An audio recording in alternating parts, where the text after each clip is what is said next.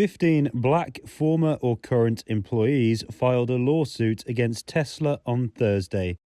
The California suit alleged they were subjected to racial abuse and harassment at its factories. Most of the behavior was said to have happened at Tesla's Fremont, California facility. The workers said colleagues, managers, and human resources employees made highly offensive racist and sexual comments.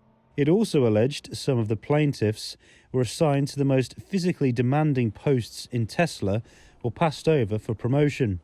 Another worker was allegedly demoted when they returned to Tesla after taking an authorized leave of absence due to catching COVID.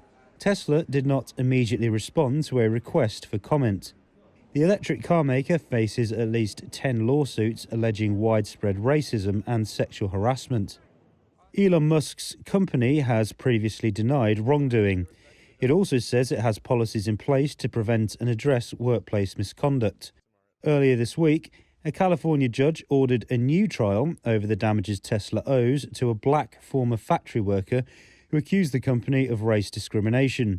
That after the plaintiff turned down a $15 million award.